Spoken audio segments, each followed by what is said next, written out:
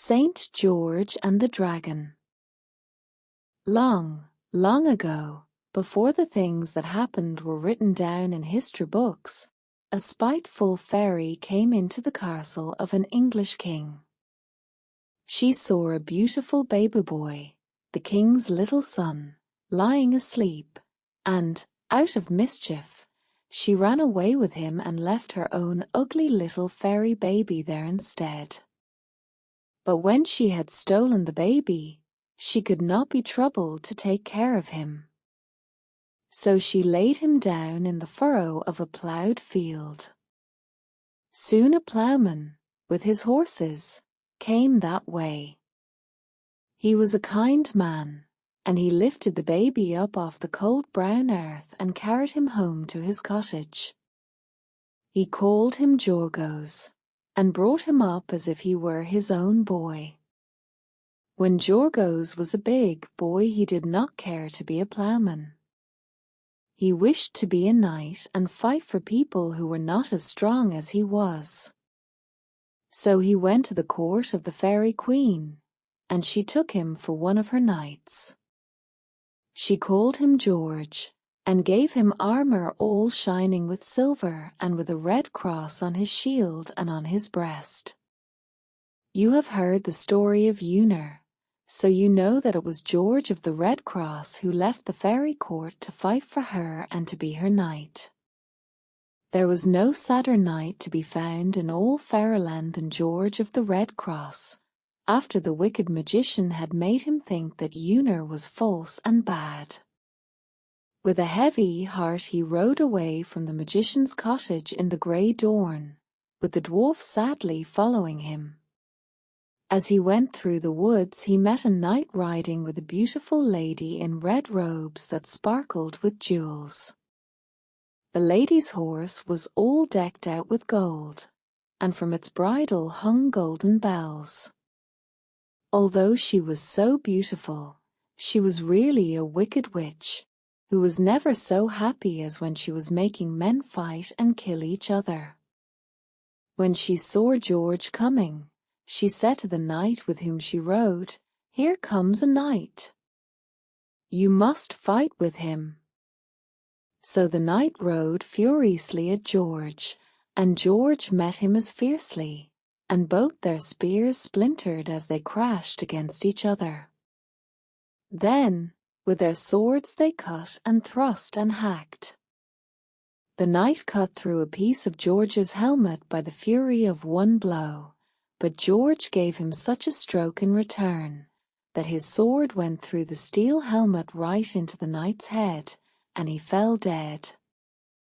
When the witch saw him fall, she galloped away, screaming with fear. George rode after her and begged her not to be afraid, but the witch pretended to cry bitterly. She told him she did not cry for sorrow that the knight was dead, but only because she was frightened. She said that the knight who lay there had wished to marry her, but that she did not love him, and liked George much better. The witch looked so beautiful, with her red robes and splendid jewels, and pretended so well to be simple and good, that George believed all that she said. "Do not be afraid," he said. "I will take care of you, and be your friend." So he did not think of Una any more, but rode away happily with the witch, who said her name was Fidesser. In the middle of the day, when the sun had grown very hot, they rested in the shade of two great trees. The spreading branches of the trees were overgrown with grey moss, and their green leaves were never still, but whispered and trembled as if the wind was blowing on them. George thought he would make a garland of these fresh leaves to put on Fidesser's dark hair. He plucked a little branch, and, as he broke it, red drops of blood trickled down from the place where it was broken. Then a sad voice spoke out of the tree, and told him that the trees were not really trees, but a knight and a lady who had been bewitched by the magic of a wicked witch. The witch who had done it was Fidessa, and when Fidessa heard the tree speak, she was afraid that George would find her out. But George was too simple and too true to think that beautiful Fidessa could be so wicked. He was very sorry for having hurt the tree man, and with some earth plastered up the place that bled. Then he and Fidessa hurried away from the place of the shivering trees. When they had ridden for a long time, they came to a gorgeous palace where only bad people stayed. Fidessa made George come with her into the palace, and while they stayed there, she got some of the wicked knights of the palace to fight with George and try to kill him. But George was braver and stronger than any of these knights, and instead of their killing him, he killed them. One day Fidessa went from home, and, while she was away, Uner's dwarf, who had never left George, went wandering through the palace. In a dark and horrible dungeon he found many knights, and kings, and ladies and princes shut up as prisoners. The dwarf ran and told George, and the Red Cross Knight, fearing that he also would be made a prisoner and cast into the dungeon if he stayed longer in the enchanted palace, rode away. The wounds he had got in his last fight were still unhealed, so that he could not go fast.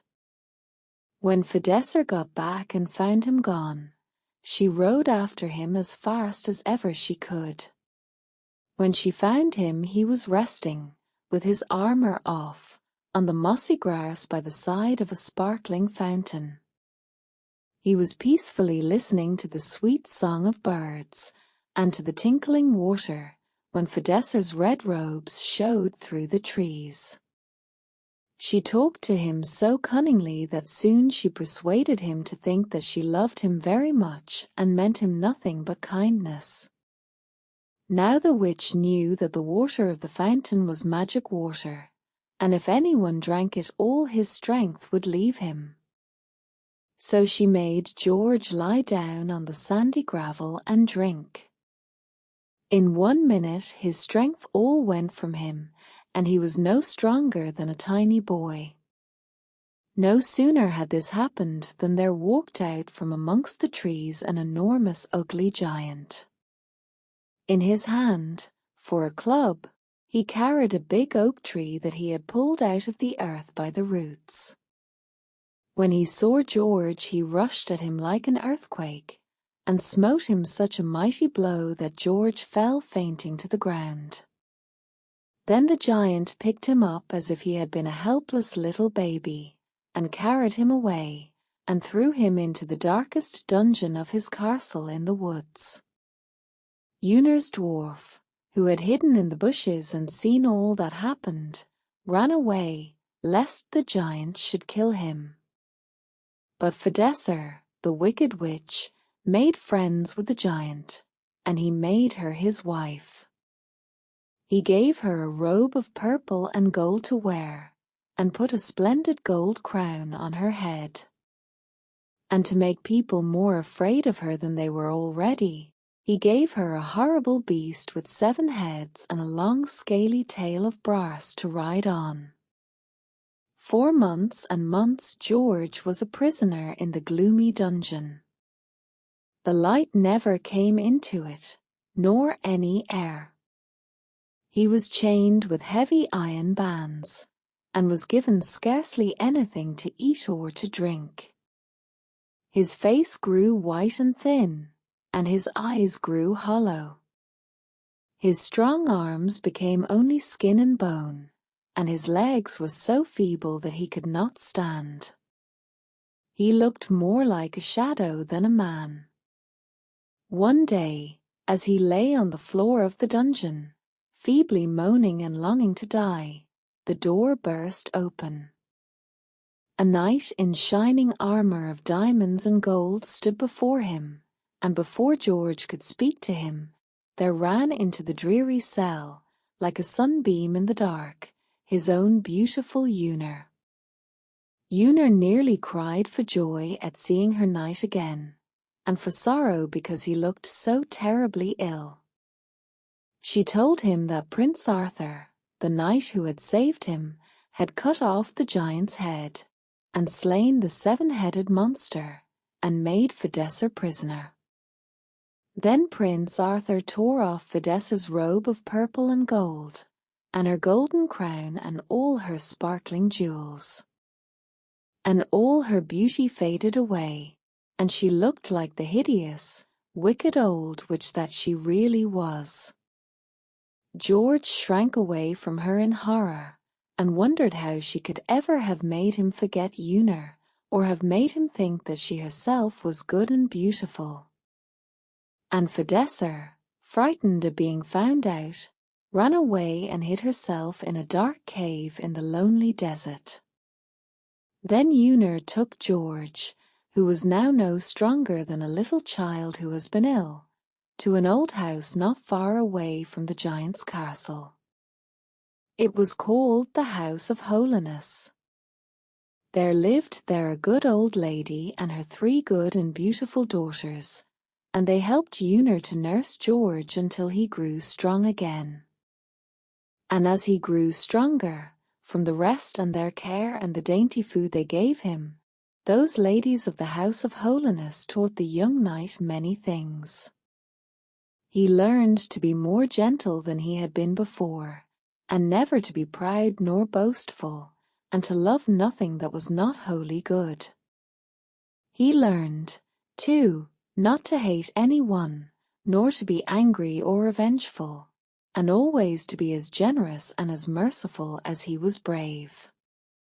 When he was quite strong once more, he went from the House of Holiness to a place where an old hermit stayed, and from him George learned still more of what was good.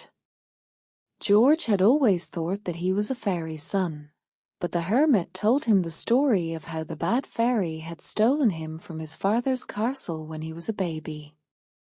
And although George loved his fairy queen and the fairy knights and ladies, he was glad to think that he was the son of an English king. The old man told him that if all through his life he was true and brave and merciful and good, one day he should be called a saint. And he would be the saint who belonged especially to all Englishmen and Englishwomen, and to English boys and girls. Saint George shalt thou called be. Saint George of merry England, the sign of victory. Then George put on his shining armor with its red crosses and his sharp sword and glittering spear buckled again, ride away once more with Una, to kill the dragon and set free the king and queen. It was a dreary country that they rode through, for the dragon had laid it all waste, but from far away they saw the tower of brass shining in the sun. As they drew nearer, they saw a watchman on the top of the tower gazing across the plain. Day after day for a long, long time he had looked for Una to come back with a knight to slay the dragon. When he saw Una and George crossing the plain, he ran and told the king and queen, and the old king climbed up to the top of the tower to see for himself that the good news was true. As they drew near the tower, George and Una heard a hideous roaring sound. It filled all the air and shook the ground like an earthquake. It came from the dragon, that was stretched out in the sun on the side of a hill.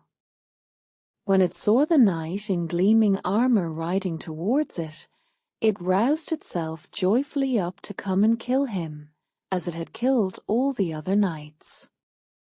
George made Una go to a high piece of ground, from where she could see the fight, and where she would be out of danger, and then rode to meet the terrible beast. Half running and half flying, with its great ugly wings, the dragon came swiftly towards him. It was so big that its shadow looked like the dark shadow of a mountain on a valley. Its body was monstrous and horrible and vast, and was all swelled out with rage. It had scales all over it that shone like brass, and that were as strong as steel. Its wings were like big sails, and when it flapped them and clashed its scales, the sound was like the sound of a great army fighting. Its long tail was spotted red and black, and at the end of it 2 sharp stings stuck out. It had cruel long claws, and its gaping jaws had each 3 rows of iron teeth, all stained and wet with the blood of the people it had eaten last. It had eyes like flames, and its breath was fire and smoke. When it rushed at George, George rode hard at it with his spear. But no spear was ever made that was strong enough to pierce that dragon's scales. The spear glanced off from its ugly, speckled breast, but the dragon, furious at the hard thrust that George had given him, lashed out with its tail so furiously that both the horse and his rider were thrown to the ground. Lightly they rose up again, and again George smote with his spear. Then the dragon, spreading its wings, rose from the ground like a giant bird, and seizing George and his horse in its claws, flew away with them. Right across the plain it flew. Then, finding them heavy, it dropped them on the ground. As it did this, George thrust with his spear under the dragon's stretched out wing, and made a great gaping wound. The spear broke, but the spearhead stuck in the wound, until the dragon, mad with rage and pain, plucked it out with its teeth. Then did fire and smoke rush out more terribly than before from the jaws of the furious dragon. It lashed its long tail so savagely that it folded in its coils George's foaming horse. The frantic horse, in its struggles to get free, threw George on the ground amongst the horrible blood. But George sprang to his feet, and with his sharp sword struck again and again at the dragon's head. The sword could not pierce it, but the dragon, annoyed at George's fierce attack, thought it would fly out of his reach. But when it tried, the wound George had made in its wing prevented it. Then its rage at George grew 50 times more furious.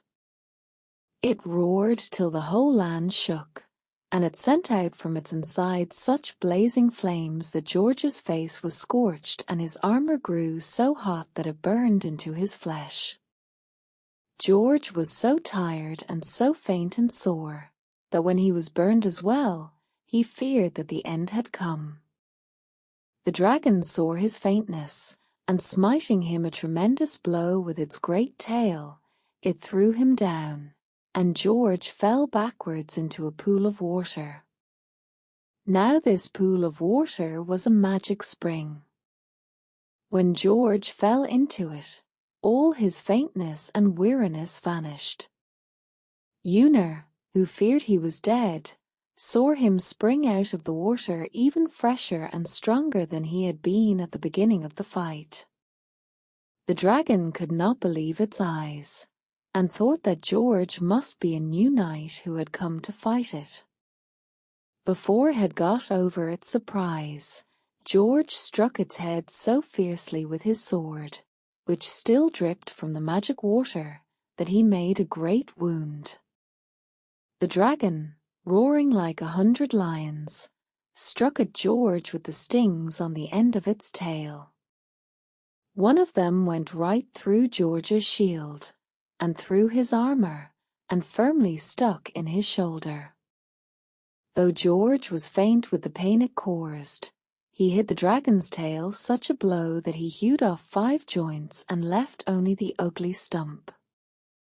Mad with rage, the dragon, belching out smoke and fire, and giving fearful cries, seized George's silver shield in its claws and tried to drag it from him.